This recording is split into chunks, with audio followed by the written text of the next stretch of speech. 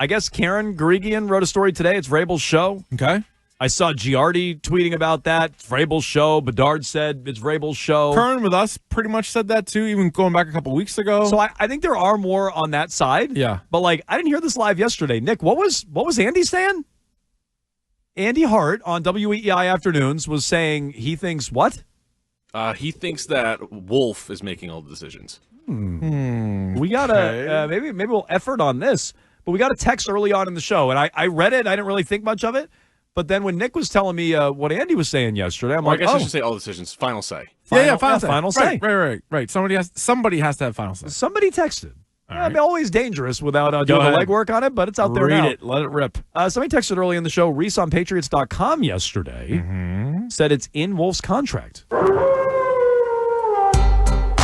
that he has final say. So I still go back to... That's interesting. So Wolf So it's funny because Wolf in his clip that we just played coming back said that he has final say because he was trying to answer it because he got asked a second time. Because he didn't answer it. He specifically avoided the question and did a lot of words out of it when he was first asked by... I forget. But yes, the first question and the follow-up was from Phil, and he pressed him and he answered. So then he's like, yes. But then the next thing he says is Mike Vrabel wouldn't come here if he wasn't comfortable working. But I read that as Mike Vrabel wouldn't come here if he didn't on the big decisions. Yeah. And that's maybe where the nuance is. You have 53 guys on the roster. I don't think it's going to be a civil war every time they're trying to make a roster decision. So a lot of the day-to-day and a lot of the practice squad and a lot of that stuff is going to be Elliott Wolf and other guys that are on the staff. So I wonder if there's something like that going on too, where Vrabel's going to make the call with the fourth pick and maybe some big ticket free agents, but Wolf's kind of run point on everything else, something like that. And don't you think too? If Elliott Wolf wasn't humbled after last year, I don't know if he'll ever be humbled. You now are in control. These are the moves you made. They almost all blew up in your face. So if you're sitting there at the meeting even and you have a place at the table, you should offer your 2 cents. And if he's like, hey, this is what I want to do with the number 4 pick, and then Mike Vrabel is passionate about something else, don't you see Elliott Wolf being like, all right, yeah, that's also my choice. Yeah, I can see him being like, it's my say, I'm going to go along with you on this one. I'm happy you brought up the other line, though, where it's Mike Vrabel, I wouldn't come here if I didn't think I'd have that. Elliott Wolf, yeah, Mike wouldn't come here if he didn't want to work with it. Do we overstate how much leverage Vrabel had this offseason? Where was Vrabel really going to... He was out of coaching last year. Yeah. Okay. So you think Brady would have picked him over Pete Carroll? Maybe. So no, I think he would have had a job. But look at the coaches this year. Fine, let's say he could have gone there. Is that leverage? It's another option, but is that a good job? You could spin it. You have Tom Brady, and maybe there's a new era, and maybe they're going to be better. I don't know. They're getting Matt Stafford. Yeah, exactly. Running into each other on the slopes in Montana. Maybe. I don't know how great this Patriots job is. But you at least if he looks at it and says all the things we said all offseason, high draft capital, a lot of cap space, young quarterback. The Raiders don't have. Well, I guess the Raiders have at least a relatively high draft. I would just say young quarterback because you have the 4th pick, which is not the first pick. It's also not a great draft, and you have cap space. But you know who also had cap space? Gerard Mayo. Yeah. You know who also had cap space? Bill Belichick. Did they spend it? No. The idea that Vrabel had all these options, I think we've overstated. It's he didn't get a job last year. Okay. Yep. Fine. Supposedly he wanted the Chargers job. He didn't get it. Harbaugh got it. This year, I don't think he was getting the Bears job. Okay? That went to Ben Johnson. I think Ben Johnson was their pick. Maybe he could have taken the Raiders job. We always talk about how crappy of a roster that is. It's Brock Bowers and nothing. So maybe he'd want to work with Brady. I wonder if Vrabel really felt like he had great options. The idea that he had his pick of the litter and could have gone anywhere and that he wouldn't come here if he didn't feel good about it, maybe gets a little overstated, but the Raiders is a good option, potentially. I like this text here, 617-779-7937. Guys, I have final say, too, as long as my wife is okay with it. 100%. That's about right. Yep. That's Elliott Wolf being me right now. Yep. Who calls the shots in your house, Jones? Oh, it's me. I do. I need Kat to be on board with what we're going to do. But, yeah, I call the shots. My kids already know that. They've already sniffed that out a while ago. Yeah. I was like, I'm the boss. They go, no, you're not. They go, Mom is. I go, all right. Yeah. Fine. Well, that's good, though, because good observations by you. But that's a good way to be don't ask me. Ask your mom. Yeah. Figure it out. Yeah. Well, when she gets home, we'll talk to her about it. You want dessert? It's fine with me. Good luck. Go ahead and talk to Mom. Go ask her about that. I'm very pro dessert. Fly that up the flagpole. Want saltines? I got a whole box. I'd I'd let you eat all the dessert you Yeah, want. right. That's up to your mother. Go Take ask it her. to the boss. Yeah, the thread is no longer wait till your dad gets home. It's wait till your mom gets home. Yeah, it's a bit of a double-edged sword there, as it were. So are the Patriots going to spend this offseason? We'll dissect some answers the last couple of days from Vrabel and Wolf. T. Higgins, sounds like the Patriots are out, according to Chad Kraft. Chad Kraft? No. Oh, Chad Kraft. Chad Graff in the Athletic. That's his name. He says He just bumped into Robert Kraft like a couple weeks ago. Remember so that? strange. Yeah. So weird. Like Rap Sheet and Jordan Schultz at a Starbucks. Jeepers. So they bump into each other, and next thing you know, oh yeah, by the way, I'm hearing the Patriots are out on T. Higgins. They don't think he's worth $30 million a year. So real quick, because you mentioned Rappaport again, we mentioned it with Bradford. So for those that missed it, there apparently was a near fist fight, a source-off turned violent. Yeah, so at the NFL Combine. Let me give you the backstory real quick. There was a bunch of tweets, and we'll put Kraft on the clock here in a moment. You guys can jump in. Why Robert Kraft has to spend money? 617-779-7937. Basically, there was a back and forth on Twitter yesterday. Jordan Schultz, formerly of ESPN and Fox, I think he's at Bleacher Report now, said, Brady was recruiting Matt Stafford in Montana at his home, potentially to become a member of the Raiders. Okay. That's a scoop. Rap Sheet says, well, they actually were just kind of at the same mountain and bumped into each other. And, oh, by the way, I talked to Don Yee, and it was just accidental. Jordan Schultz said something like, if you believe that it was just a random coincidence, I have a bridge to sell you. Nice. Rap Sheet clapped back, and it's like, oh, yeah, two millionaires couldn't possibly have a home in the same ritzy community, blah, blah, blah. So that's the gist of it. I'm paraphrasing to Jones, a degree. I know a little bit about this. Oh, you the do? Scoops game's not for everybody. Oh, well, that's true. People You get do very protective. People get... and you have your beefs and media beefs. Correct. Okay. And it stems from this kind of thing. It sure What do you does. believe? What don't you believe? So it happened at a Starbucks, which, by the way, this blew my mind. This is a wild nugget. Jordan Schultz is the heir to Starbucks money. His father is Starbucks CEO Howard Schultz. Tell them to lower their prices. It is insanity. They are streamlining. Go there. They're streamlining their menu. You know. They are? Yeah, they're getting rid of so people will stop taking forever with all their unique orders. They're streamlining their menu. I just get coffee with a little bit of milk, and so I used to get the milk Trenta. Yeah, that's sort of like the biggest size they have there because I like a lot of coffee. Yeah. I remember at a time, Jones, $4. That's a lot. Don't get me wrong. That's a lot of money. It's the price of coffee. $4. You know what it is now? I don't. The same coffee at the same place. $1.2 billion. That's Biden's America. A day. What was it? No, $5.30. Do the math on I'm a grande guy. Just get a little guy? Yeah. Just a little coffee? Just a little pop. coffee for old Jones? Well, you need so much extra size in your cup because you put milk in there. I just drink it black. I do a dash like of milk. Like an adult. Well, just a dash, a little taste. Yeah. Just to lighten the color, but that's fine. And so they're in a Starbucks, so I'm sure there's a bunch of people sitting there with their laptops pretending like they're doing work. We're told Rappaport was talking to an agent. And just to paint the Obviously. picture. Yeah. This is from Florio, by the way. Yep. I don't know Jordan Schultz. No. But Ian Rappaport is 4'11", 135 pounds. Just to paint the picture. Yeah. No, we're all different sizes. That's just, I'm not being insulting. He's just 4'11". Picture Andy Hart, but shorter without muscles. Correct. And no visor. Right. And then, yep, there he is. That's Ian Rap Rappaport sheet for you. Okay. Yeah. So Florio says, we're told that Rappaport was talking to an agent. Schultz approached Rap Sheet and said, we need to talk. So approached, not confronted. Nope. Approached is just more harmless. Rappaport said, we don't need to talk. Good line. He says, or specific words to that effect. I'm sure there were more. That's F-bombs a good line. If somebody's like, we need to talk, like, no, we don't. No, we do not. Rap Sheet's like, no. What do you mean other people are going to confront me about my reporting? Schultz then made accusations about Rappaport, we're told.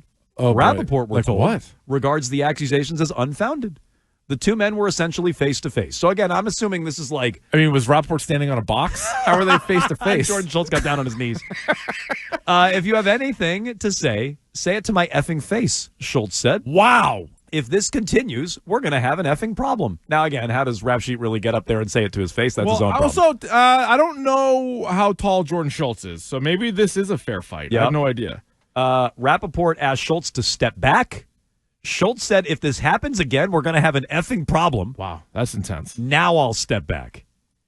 The incident was reported to NFL security. Of course. This is time well spent by NFL security. Security has taken multiple statements, statements from multiple witnesses. Can you imagine being in there just trying to get your coffee, your overpriced coffee, and get out of there? And then the next thing you know, you get these two are like, NFL insiders. Matt Stafford did meet with Brady. No, he didn't. It was a coincidence. It was on. Your reporting's garbage. It was on the magic carpet in Montana. You don't know anything. No, it wasn't Don Yee. Told me it's You're not. questioning my reports?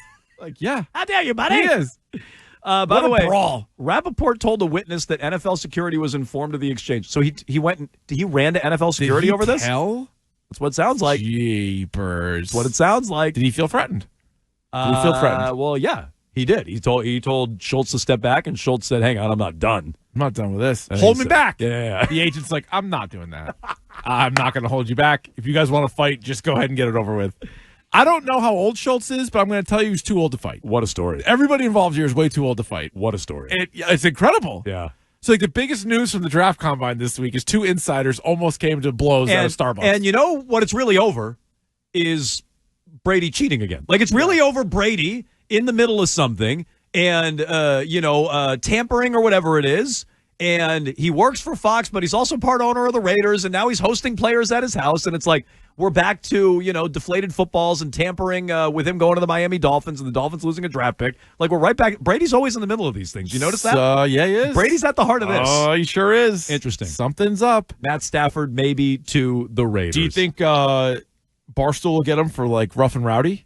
These two guys will agree to, like, because now Schultz that the and Mahomes rocker thing turned out was all staged, so that's out the window. I think Rap Sheet's friendly with some of the Barstool guys, so yeah, maybe probably. he could do that. Yeah. Has he goes on McAfee, doesn't he, Rappaport? Yeah. I'm sure McAfee will be all over He's not going to not be asked about that. You see Schefter today on Twitter?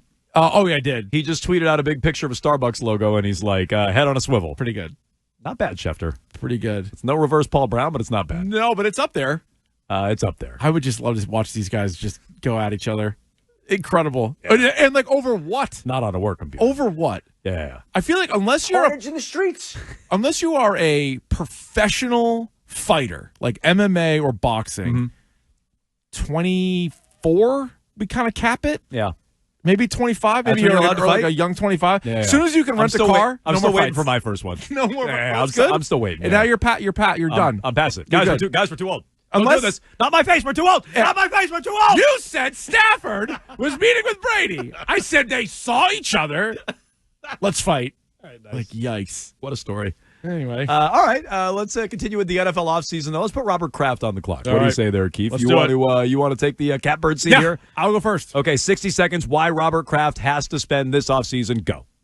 For starters, your team's terrible, so you have to spend. You've also been at the bottom of the league in cash spending for a decade now. Back-to-back 4-win teams. You've had top 4 picks the last couple of years. You haven't done anything in free agency. Now's the time. You got to go out there and spend. And one of the main reasons the Red Sox spent this offseason, they weren't spending either. So you guys were sort of in cahoots. And as Boston sports fans, we can look at them and blame them both. Now you're on an island by yourself. The Celtics are the NBA favorites. The Red Sox have all this excitement around them. They should be a playoff team this year. The Bruins are the Bruins. But the Patriots right now are the 4th as far as teams and excitement and chances of making the playoffs. So one way to do it would be get fans excited about signing some big-time free agents. You have a million holes on this roster, so you don't have to say, oh, well, there's only one wideout available, only one lineman available. You need all those things. Let the players, fans, and coaches know that you're committed to the team for the first time in years. Doesn't take that much. They need to do it. Okay, Robert Kraft has to spend this offseason. That was 60 seconds from Keefe. If you want to dial us up, 617-779-7937. We'll give you 30 seconds. You want to make your case to Robert Kraft why he has to spend, we'll put you on the clock as well. Yes? You know what I've also realized since we've been doing this? What's that now? I have a minute. I don't have to yell. And yet I always, as soon as the clock starts, I end up yelling. Clock speeds you up a little bit. It does. As we found out yesterday weird. with the one with the test. Yes. I get it the is. Wonderlic, the clock. Without the clock, I probably would have just talked like a normal adult. Yeah. But then the clock goes on. I'm like, and then you gotta do this, and then you gotta do that. Could you imagine if that was going for 5 minutes during Yeah. the Wonderlic yesterday? It's Yeah, that's what it was. part of the charm. Just pounding in your ears. Part of the charm. It's part of what punches you up a little bit. Like 15 seconds left. Yeah, the warning would throw me off. Don't do the haven't warning. said anything. Don't do the warning. All right, go ahead. All right, let's put me on the clock if you don't mind, Nick. All right, here's why Robert Kraft has to spend this offseason. He has the money, $120 million in cap space or so, so time to use it. It's also been too long. They missed out on Calvin Ridley last year. Maybe you wanted him, maybe you didn't, but it's time to extend and get uncomfortable for a top-of-the-market free agent. The last time they did it, oh, by the way, it worked. They spent like crazy, $250 million in 2021. They won 10 games. Coincidence? I think not. The roster's decimated outside of May and Gonzalez. The draft also kind of stinks outside of blue chippers like Abdul Carter and Travis Hunter. So this is a good way to bring in talent via free agency. Go get it done. The fan base will not be patient. Patriots missed the playoffs in 3 straight and 4 out of the last 5 years. Vrabel ready to win now. AFC Championship game and 3 playoff appearances. You give him the talent, he'll get you there. The NFLPA survey didn't help. They've turned up the heat on ownership. They were 31st out of 32 teams. Drake May needs help. O-line, weapons, go get them. And worst to first is possible. Houston did it. Washington did it. It's time for you to go do it. Okay. Okay. Reasons for Robert Kraft to spend. But will 60 they do seconds it? on the clock. Nice, tidy, some yelling involved. So this is the one thing I like where Vrabel and Wolf, we go back and forth, and all the different beat reporters have different, takes on who's making the final call. The one thing that is off their, you can't blame either one if they don't spend, because I would assume both want to spend, right? Elliot Wolf said yesterday it might not be intelligent to do so, but maybe he already knows. No. I think he's doing that 100% because of who his boss is and why he still has a job. It's because he says the right things publicly, and he's not going to do anything. He's not going to do the burn some cash line. No. Even last year, he walked back those comments right away. He said, I think in the same week stretch when Mayo said they might burn cash, he was like, we could spend or save. And you were like, wait, what? So, no, he's definitely sort of the mouthpiece for – I know the roles are different, but do you look at Wolf? Wolf is to Kraft in a similar way like Sam Kennedy is to John Henry. Yeah, 100%. Where he's just going to go out there, sort of say the things, sort of defend them, sort of point you in the directions of some of the positives, ignore the negatives. I think that's kind of what he is. 100%. He has more say in player personnel than Sam does. Yeah. Same idea. He's somewhere between Kennedy and Craig Breslow, but yeah, he's more like that. And it's up to Robert Kraft to spend. So go spend. That was our case in 60 seconds each for Robert Kraft to spend this offseason, why he has to go get it done.